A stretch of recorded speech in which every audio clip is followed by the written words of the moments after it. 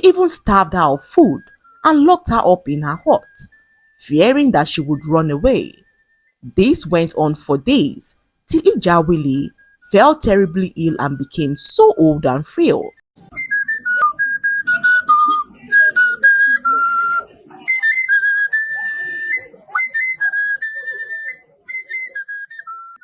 Once upon a time, in a faraway village in the east, lived a girl named Ijawili.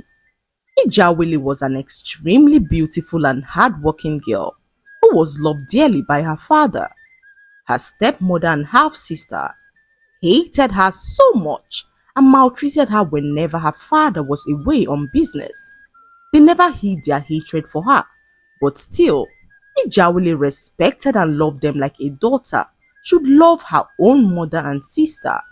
She would wake up early each morning, even before the first cock crowed, to fetch water from the distant stream, sweep the hut, and even prepare breakfast for everyone. Her stepmother and half-sister never appreciated her efforts, as they always found fault in everything that she did and loved to see her in misery. One morning, Ijawili informed her stepmother of a job that she had just been offered by her friend Ola, who came to their home that morning to inform her that she was able to secure a cleaning job for her in the home of a very rich woman in the village.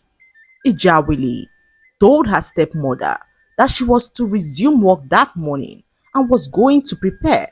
She seemed so excited because she had heard news of how the rich woman transformed the lives of her workers. She rushed to have her bath as she could not risk going late for the job. By the time she was done, Ijawili realized that all her clothes had been covered in feces and smelly urine. Her stepmother and sister, in a bid to sabotage her chances of securing the job at the rich woman's home, gathered all of her clean clothes and pooped on them. They did this to ensure that Ijawili had no clothes to wear apart from the wrapper she tied on her chest. Ijawili stood there confused as she watched all her clothes smeared with poop. She had nothing else to wear and was to resume her new job in less than an hour. She sat on her bed as tears began to drop from her eyes. Her stepmother and sister laughed hysterically in their room as they mocked and made fun of her. With each ticking of the clock, Ijawili watched as the golden opportunity slipped off her hands, an opportunity that she had prayed for and sought for a very long time. She locked herself up in her room and wept for hours, calling on the spirit of her mother to save her from the life of misery that she endured. She wondered what she had ever done wrong in life to deserve this kind of treatment from her stepmother and sister, who she loved with all of her heart. Ijawili in that moment remembered how she saved her stepmother's life so many years ago when she went into labor late in the night and no one was around to help. She screamed out in pain, and Ijawili, despite being a child, helped her stepmother to deliver her child. By the time the midwives arrived, the baby had already been born. Everyone was shocked to see the mother and baby in good condition. They could not believe how Ijawili, who at the time was only 7 years old, was able to deliver her stepmother's baby, saving her life in the process. Despite this, Ijawili's stepmother still harbored immense hatred for her and seized every opportunity to unleash her terror on Ijawili. All these memories flooded Ijawili's mind as she sat there feeling utterly defeated. But then, a spark of determination ignited within her as she stood up from her bed and decided to go wash her soiled clothes. Ijawili came out of her room and met a huge pile of clothes belonging not only to herself but to her stepmother and half-sister.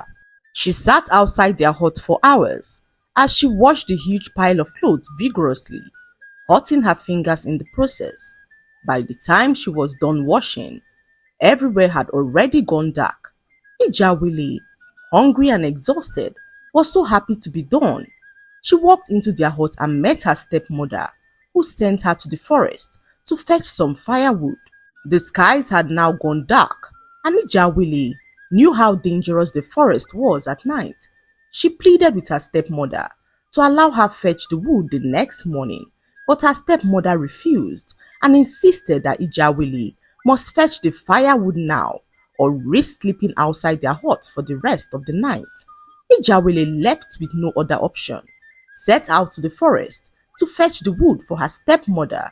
She was extremely terrified as the villagers avoided the forest at night because of the horrifying stories they had heard from people who dared to venture into the forest at night. Ijawili slowly approached the entrance of the forest, her heart beating like a drum. She quietly walked into the forest and began to gather the wood. Her stepmother and sister remained home as they ate their dinner, ensuring not to remain any food for Ijawili to eat when she returned. All they left were remnants and stack of dirty dishes in the sink for her to wash. They retired to bed, not caring that Ijawili was still out, alone in the dark forest. After a few hours, she returned home to meet an empty pot and stacks of dirty dishes in the kitchen. Her heart bled as she washed the plates and retired to bed hungry. Her empty stomach groaned all night, making it difficult for her to sleep. By morning, Ijawili felt a splash of water on her face. Her stepmother stood over her, glaring angrily and pointing outside the hut. Ijawili obediently walked outside and knelt under the sun for an hour as punishment for waking up after her stepmother. It was only 6 in the morning, and her stepmother had warned her repeatedly that any day she woke up after her would result in an hour of kneeling under the sun. Her half-sister, however, was still fast asleep in her room, whilst Ijawili served punishment for waking up late. Once she was done, her stepmother sent her to the market to buy some food items, and Ijawili set out to the market immediately. On her way, she decided to stop by her friend's house to confirm if the job was still available, and her friend informed her that someone else had taken the job. Ijawili, disappointed at the news, decided to hurriedly rush to the market to avoid her stepmother's wrath. She returned a few minutes later to find her stepmother in distress. Ijawili inquired to know what the problem was and realized that her half-sister could no longer talk or walk. Several healers were consulted, but no one seemed to have the power to cure her strange ailment.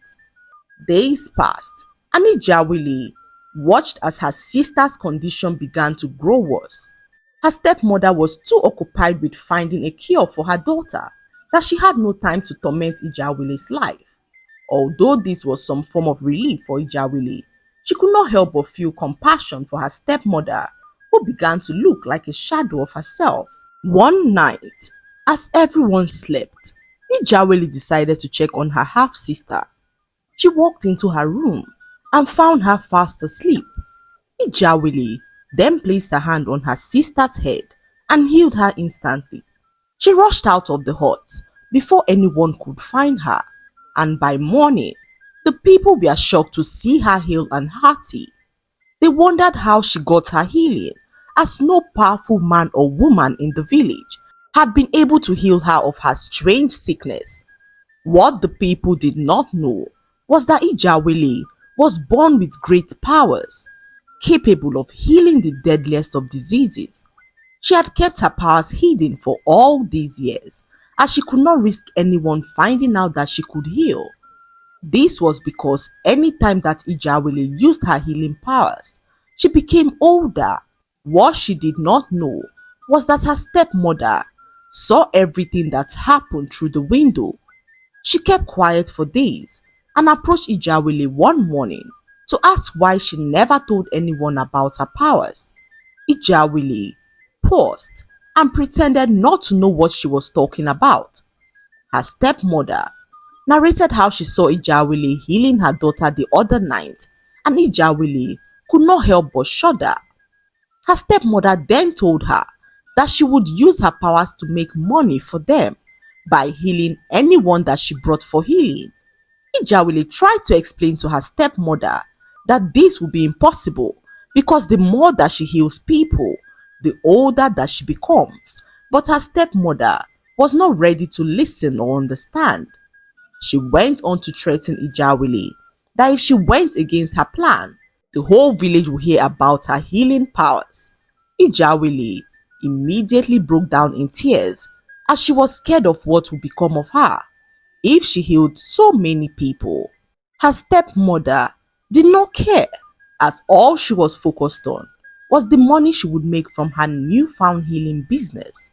She then began to approach sick people in the village, promising them instant healing for a fee, and not long afterwards, Ijawili found herself healing not less than 10 people in a day.